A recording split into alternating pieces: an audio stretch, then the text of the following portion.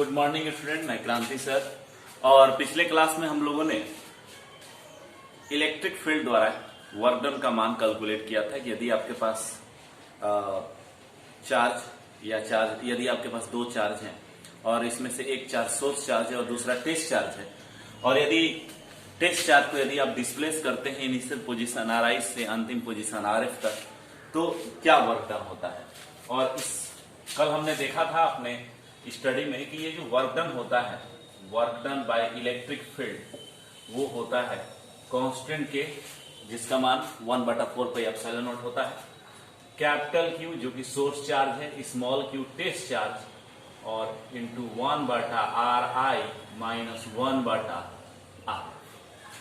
यह work done कल हमें प्राप्त हुआ था पिछले क्लास में, जहां पर RI क्या है, ये है आपका initial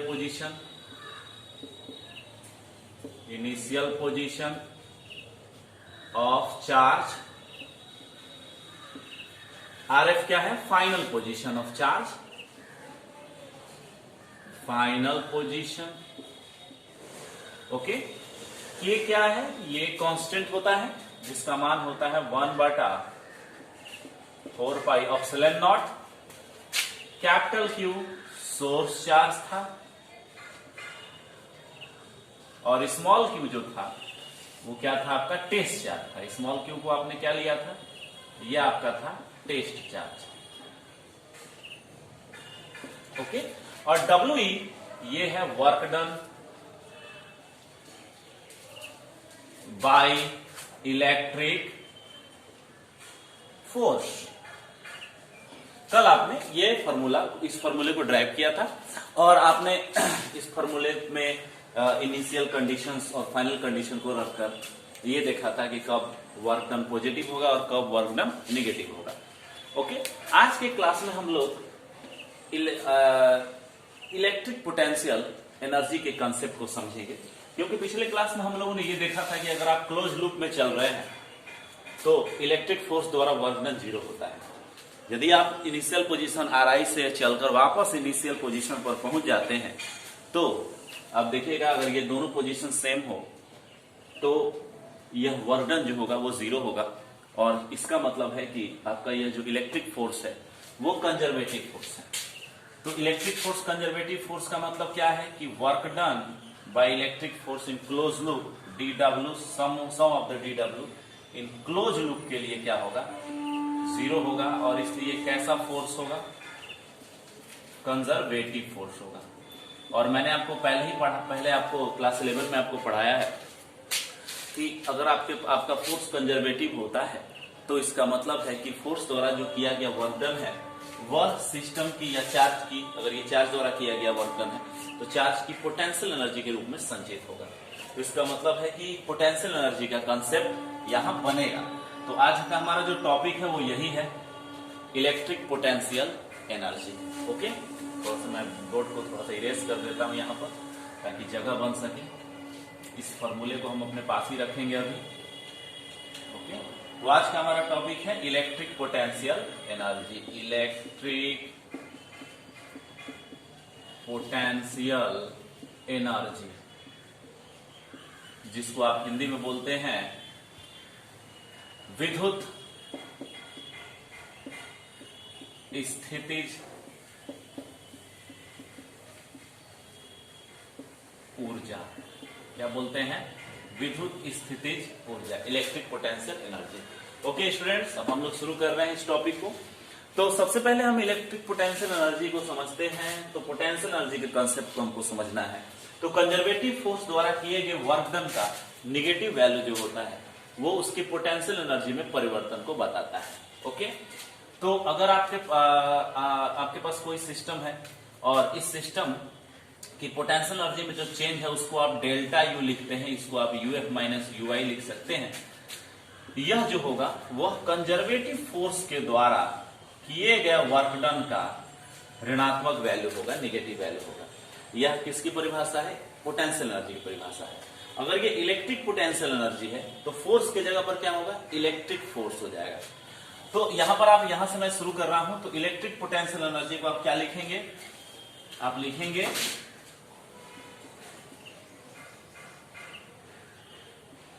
change in electric potential energy, electric potential energy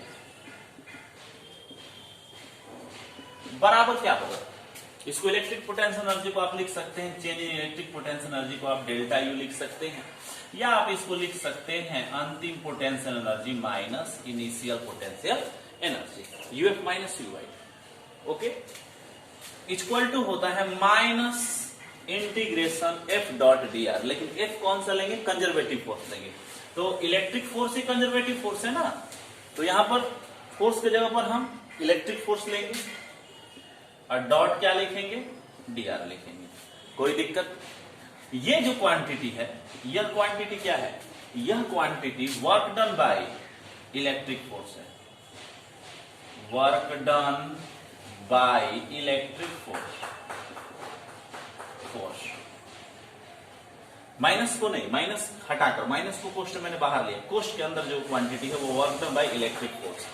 अब यहां पर देखिए तो work done by electric force है कितना, आपने इससे पहले निकाल लिया है, के कैपिटल क्यू स्मॉल क्यू जो टेस्ट चार्ज इंटू 1 बटा are I minus 1 by are आई।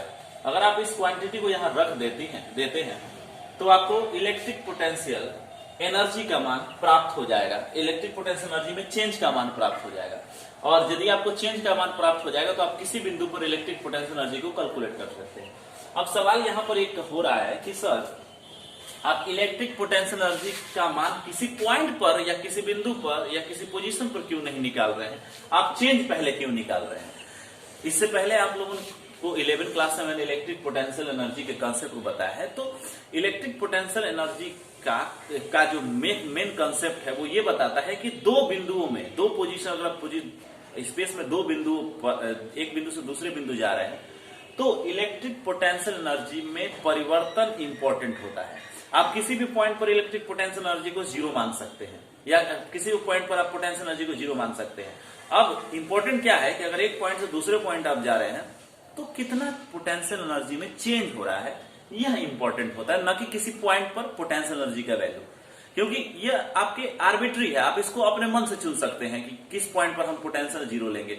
जैसे ग्रेविटेशनल पोटेंशियल एनर्जी की बात आप कर रहे हैं तो अर्थ के सरफेस पर आप ग्रेविटेशनल पोटेंशियल एनर्जी यूआई कितना ले सकते हैं, जीरो ले सकते हैं। और ऊपर जाने पर आप देखिएगा कि आपका पोटेंशियल एनर्जी जो है, अगर एच हाइट पर जा रहे हैं तो कितना चेंज हुआ, mgh चेंज हुआ। लेकिन आप ऐसे भी कर सकते हैं कि आप सेंटर पर पोटेंशियल एनर्जी को जीरो मानिए और जब सरफेस पर जाते हैं तो पोटेंशियल एनर्जी को आप मान सकते हैं mgr प्लस h। चूंकि हमने g को अभी कांस्टेंट लिया है, लेकिन ऐसा होता नहीं है, gm बटा r होता है इसका पोटेंशियल एनर्जी का मान, लेकिन हम इसको mgr प्लस h ले रहे हैं इस पॉइंट पर और वहां mgh ले रहे हैं। आप इसको mgr ले रहे हैं और यहाँ पर h प्लस r ले रहे हैं। अगर आप इसका सबस्ट्रैक्शन कीजिएगा, अगर आप इसका अंतर निकालिएगा तो mgr जो होगा वो क्या होगा, कट जाएगा और फिर आपको कितना मिलेगा, mgh ही मिलेगा। तो इंपॉर्टेंट किस चीज का है, इंपॉर्टेंट है चेंज का, न कि किसी पॉइंट पर पोटेंशियल का। लेकिन हम आगे देखेंगे किसी पॉइंट पर पोटेंशियल हम कैसे निकालेंगे, ठीक है। तो अब यहां पर थोड़ा सा गौर करते हैं, आगे बढ़ रहे हैं, बस क्या कुछ करना नहीं है। लेफ्ट हैंड साइड तो जस्ट का तस रहेगा UF minus UI, right hand side में माइनस तो जस्ट का तस है और इस कोस्ट में हम ये वैल्यू जो है डब्ल्यू का, वर्क डन का, ये रख देते हैं। तो कैपिटल के small Q, capital Q small Q into 1 बटा आर आई माइनस 1 बटा आर आई। अब देखिए माइनस को अंदर लेकर जाइए तो जो क्वांटिटी प्लस है वो माइनस हो जाएगी, जो माइनस है वो क्या होगी, प्लस हो जाएगी। तो change in potential energy UF minus UI बराबर हो जाएगा कांस्टेंट के Q small Q 1 by R F minus 1 by are आई। यह हो गया आपको पोटेंशियल एनर्जी में चेंज। कब, जब आपने पोजीशन को कितना चेंज किया, आर आई से आर एफ। ये हो गया change in electric potential energy. Okay, ये हो गया। लेकिन अब यहां पर अगर आप किसी पॉइंट पर इलेक्ट्रिक पोटेंशियल एनर्जी निकालना चाहते हैं तब आपको क्या करना होगा। यहां पर देखिए पोटेंशियल एनर्जी का जो वैल्यू है वो दो पोजीशन पर डिपेंड कर रहा है, एक इनिशियल और दूसरा फाइनल।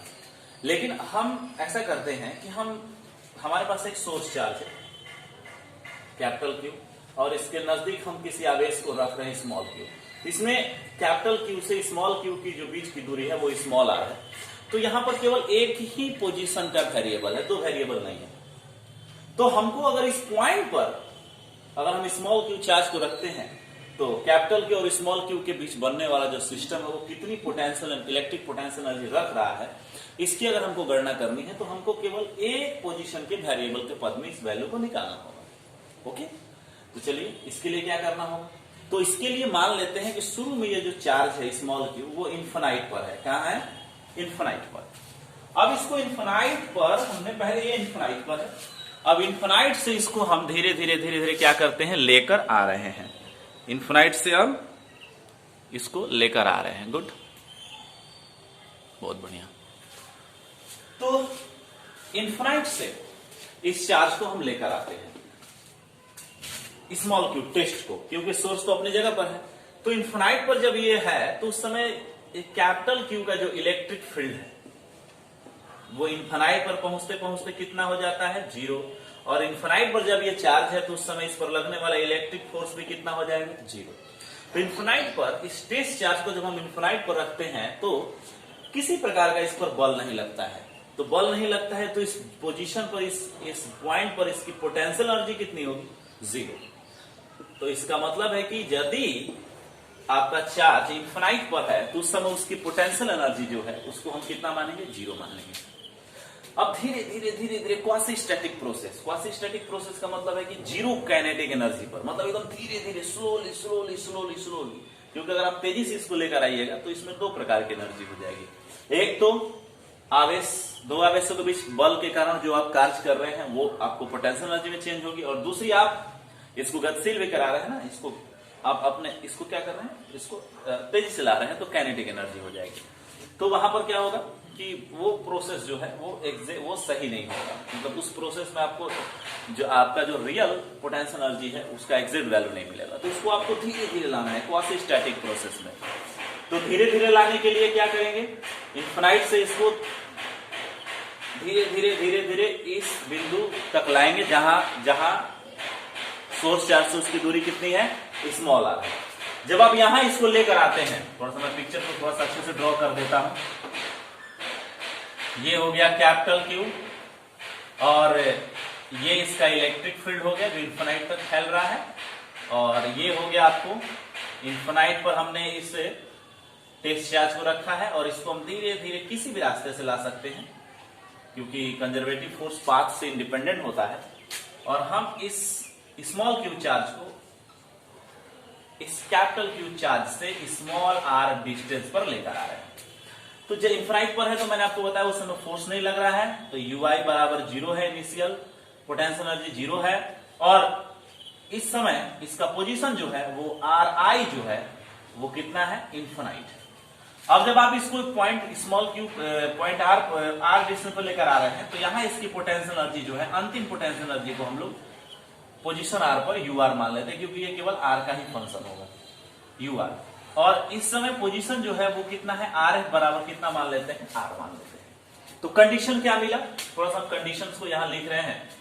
कंडीशन हमें मिल रहा है विद्यार्थी, लेट मतलब मान लेते हैं, क्या मानते हैं, ri टेंड्स टू इन्फिनाइट पर, जब प्रारंभिक पोजीशन इन्फिनाइट पर हो, चार्ज जब अनंत पर हो, तो उस समय इसकी पोटेंशियल एनर्जी कितनी मान लेंगे, 0 मान लेंगे। गुड। और जब चार्ज को एंड RF यदि R पर लेकर आ रहे हैं, कहां लेकर आ रहे हैं, R पर, तो चूंकि उसको एग्जैक्ट हम R पर लेकर आ सकते हैं तो RF बराबर क्या लेंगे, R लेंगे। तो उस समय इसका जो पोटेंशियल एनर्जी है इस सिस्टम की UF को कितना मान लेंगे, हम UR मान लेंगे। ओके, ये मैंने अपने से मान लिया है ताकि हमारा जो ये फंक्शन है वो केवल पोजीशन के एक वेरिएबल पर डिपेंड करे। Okay, good. अब इस वैल्यू को ले आकर यहां पुट कीजिए, तो UF के जगह पर कितना हो जाएगा, UR हो जाएगा, UI के जगह पर 0, कांस्टेंट के जस का तस, कैपिटल क्यू स्मॉल क्यू जस का तस 1 बटा आर एफ। आर एफ का मान कितना है, आर है, माइनस 1 बटा आर आई की जगह पर कितना है, इंफिनिटी है। अब देखिए 1 बटा इंफिनिटी, 1 बटा बहुत बहुत बड़ी संख्या कितनी हो जाएगी, 0 हो जाएगी। तो यह क्वांटिटी जो होगी वो 0 हो जाएगी। और यहां तो 0 पहले से है, u at a position r minus 0 equal to u r हो जाएगा। तो हो जाएगा potential energy at position r बराबर होगा कांस्टेंट के कैपिटल क्यू स्मॉल क्यू और बटा में कितना हो जाएगा, आर। देखिए तो कितना इजी फॉर्मूला आ गया। अब देखिए यहां पर दो पोजीशन के दो वेरिएबल्स आर आई और आर एफ पर ये डिपेंड नहीं कर रहा है। तो किसी पोजीशन पर किसी सोर्स चार्ज से स्मॉल आर दूरी पर स्थित किसी बिंदु पर इलेक्ट्रिक पोटेंशियल एनर्जी का मान होता है कांस्टेंट के source charge into test charge और सोर्स और टेस्ट के बीच की दूरी, बस स्क्वायर स्क्वायर कुछ नहीं, बस 1 बटा आर। ओके, कोई दिक्कत। अब देखिए यहां पर थोड़ा सा इसमें कंडीशन हम थोड़ा सा देखते हैं कि नेचर क्या होगा, पोटेंशियल एनर्जी का नेचर क्या होगा यदि दोनों चार्ज सेम है। थोड़ा सा नोट में देख लीजिए क्या है, if both charge has same sign, मतलब अगर कैपिटल क्यू पॉजिटिव है तो स्मॉल क्यू भी क्या हो, पॉजिटिव हो, या कैपिटल क्यू निगेटिव है तो स्मॉल क्यू भी क्या हो, निगेटिव हो। तो पॉजिटिव इंटू पॉजिटिव बराबर पॉजिटिव, निगेटिव इंटू निगेटिव बराबर पॉजिटिव। तो आपका पोटेंशियल एनर्जी जो होगा उस पॉइंट पर वो क्या होगा, पॉजिटिव होगा। मतलब यदि सेम चार्ज है, चार्ज का नेचर सेम है, साइन सेम है, चिन्ह सेम है, तो यदि ये मिलकर एक सिस्टम बनाते हैं तो उसकी पोटेंशियल एनर्जी कितनी होगी, पॉजिटिव होगी। लेकिन अगर अपोजिट साइन है, इफ बोथ चार्ज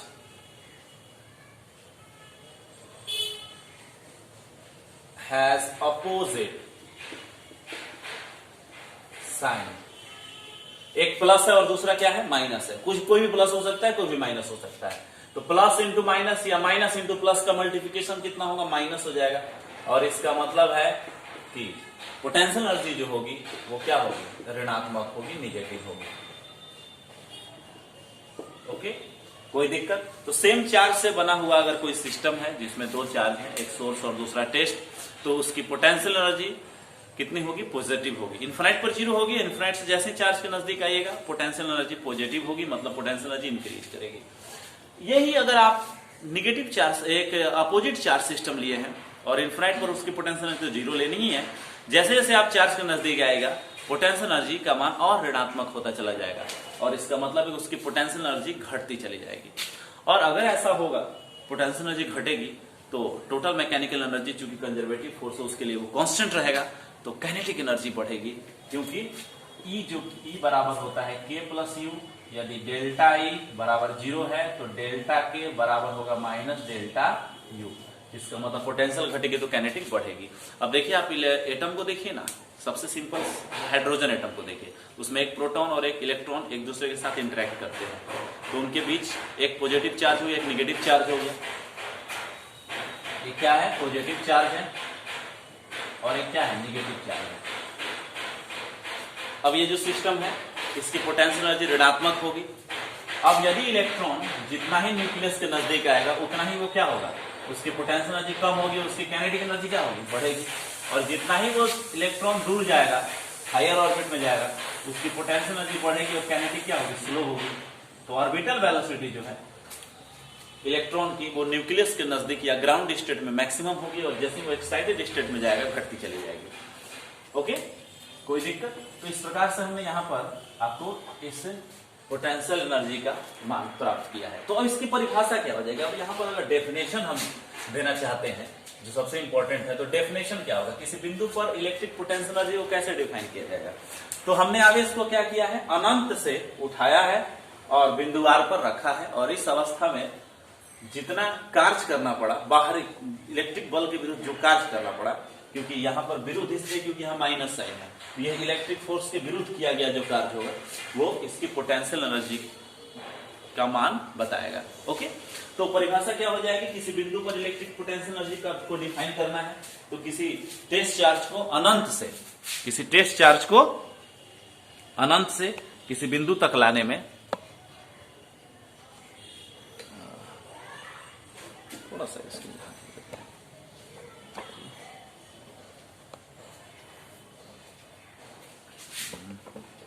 ये भी काम थोड़ा सा मेरे लिए टफ ही हो जाता है। यहां जगह बच रहा है, यहां मैं लिख दूंगा। तो यहां क्या हो जाएगा, इसकी डेफिनेशन लिखेंगे, क्या होगा, किसी टेस्ट चार्ज अनंत से, कहां से, अनंत से सोर्स चार्ज, अनंत से, ऐसे किसी टेस्ट चार्ज को अनंत से किसी बिंदु तक लाने में विद्युत बल के विरुद्ध, विद्युत बल के विरुद्ध किया गया कार्य, विद्युत बल के विरुद्ध किया गया कार्य, उस बिंदु पर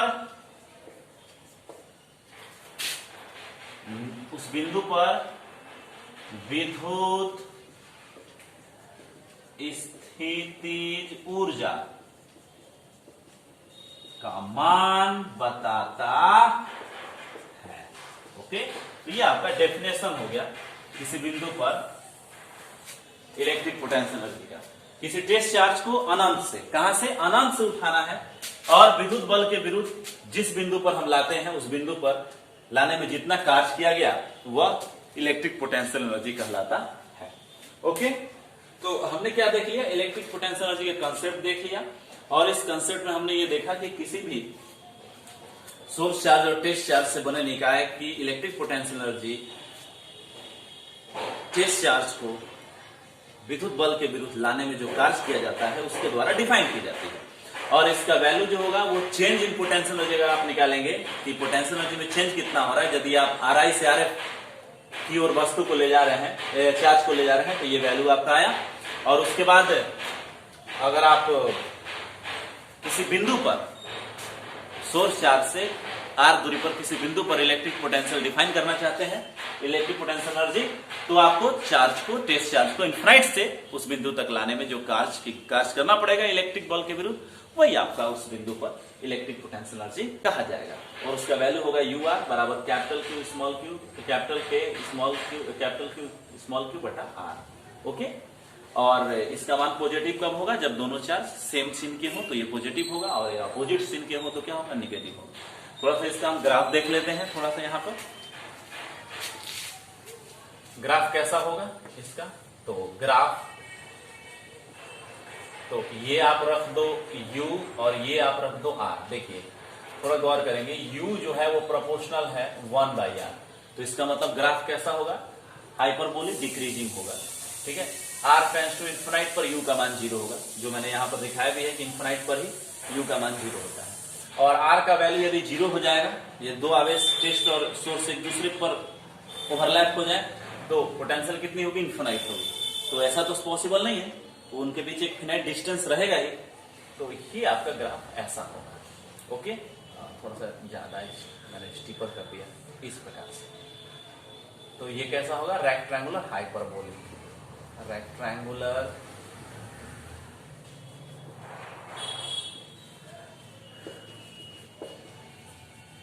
हाइपरबोलिक, जिसको हम लिखेंगे रेक्टेंगुलर हाइपरबोलिक, हाइपरबोलिक अति फॉर्मूला है। ओके, तो इस प्रकार से ये टॉपिक आपका जो है वो क्लियर हो गया। अब हम जब नेक्स्ट टॉपिक जब पढ़ेंगे तो उस टॉपिक में हम लोग देखेंगे कि सिस्टम ऑफ चार्ज अगर आपके पास है, तो इस सिस्टम ऑफ चार्ज की पोटेंशियल एनर्जी जो है वो क्या होगी, यदि दो या दो से अधिक चार्ज यदि एक साथ सिस्टम बना रहे हैं। ओके,